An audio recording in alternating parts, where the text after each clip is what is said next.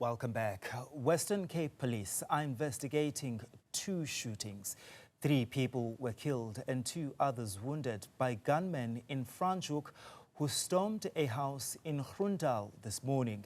This follows a suspected gang-related shooting in Westbank in Caves River last night, where 4 people were killed. Police found the bodies of 3 women and a man aged between 32 and 39.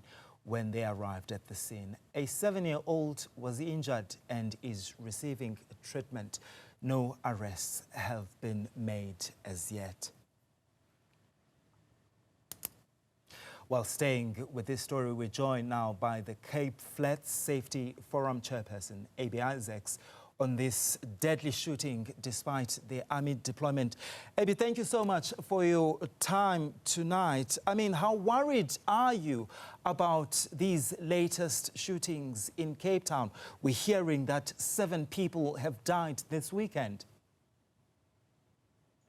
Good evening to you and the viewers. Again, as the Cape Flats Safety Forum, we are concerned with, once again, what we call the escalating gun violence, and specifically related to gang in and around the Cape Flats. And as your insert have also indicated, you know, what we've also picked up today, that the gun violence or the gang violence have extended beyond the Cape Flats. Yeah. I think it's important that we are saying, yes, as the Cape Flats Safety Forum, we've been advocating for the deployment of the South African Defence Force. A month, nearly going into 2 months, we're starting to question whether the effectiveness of the South African Defence Force, and we can clearly say without a doubt that they have not been effective.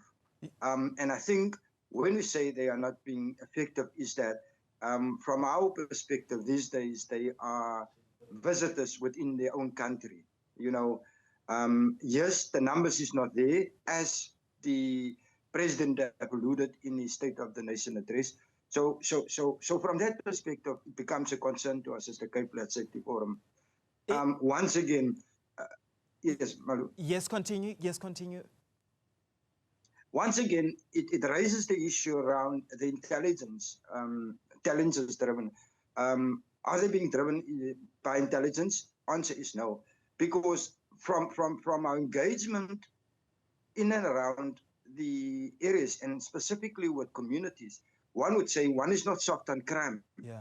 But for us, it looks like soft targets are they are approaching soft targets. You know, they are not going down for what we call the big ones. We haven't seen the massive hype, or we haven't seen the massive arrest that were promised to us as the community in and around the Cape Flats. Let me ask you this question. Do you feel safe as a resident of Cape Town in the Cape Flats? The military is there, but do you feel safe, just you as Abby Isaacs? To be honest, as Abby Isaacs and as an individual, as a citizen in the Republic of South Africa, I don't feel safe. Because, you know, anything can happen. Just last week, another mass shooting, let me say a couple of kilometers away from the house, mass shooting. Yeah. And for us, it becomes a concern. And what we picked up is, it's not, mass shooting has become the order of the day, let's put it that way. Yeah. So again, it clearly boils down to the intelligence. And once again, it boils down to the command and control.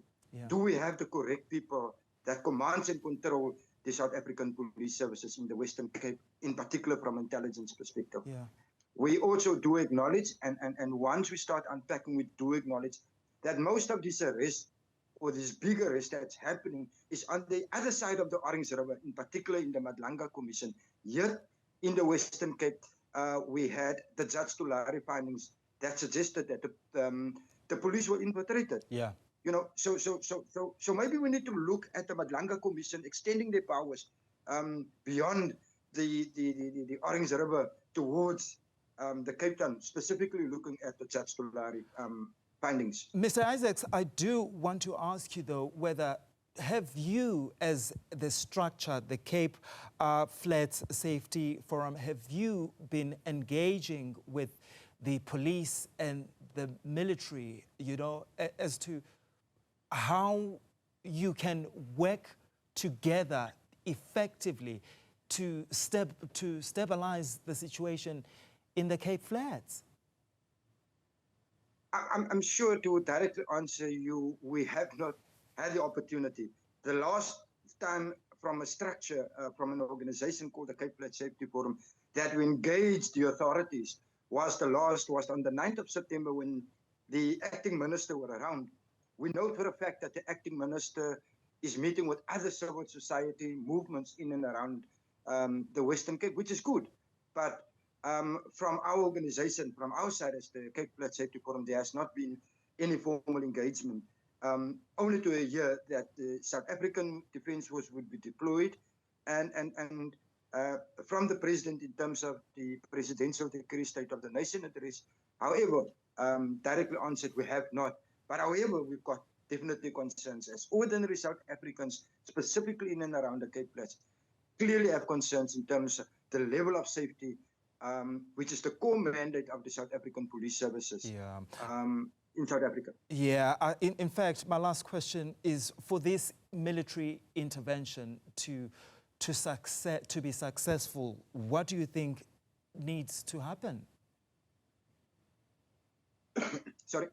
Firstly, the success would be, there needs to be intelligence-led operations. Yeah. We need to acknowledge that within the Southwestern Cape, I'm not sure at this stage whether a person has been appointed as an intelligence head, because once you start looking from an intelligence perspective, you would be able to pick up that there's a shooting in a particular area, there's a specific name brand that's working in that area, you might have a retaliation in another area. That is intelligence. If I, John Pitt, can make that analogy or start connecting the dots, I'm not getting paid by any particular parties or from the state. If I can do it, why is the people that is getting paid to do the job not doing the job? That's number one. Number two, in terms of the operational plan, I don't want to go, and we don't want to say what needs to happen in the operational plan, but clearly there is, from what we are saying, the same methodology is being used to expect a different outcome. Yeah. All right, A.B. Isaacs, thank you so much for your time tonight. He's the chairperson of the Cape Flats Safety Forum, really responding to the latest incidents of shooting in the Western Cape, in Cape Town to be precise, where we know that there's about, 7 people that have been killed this weekend.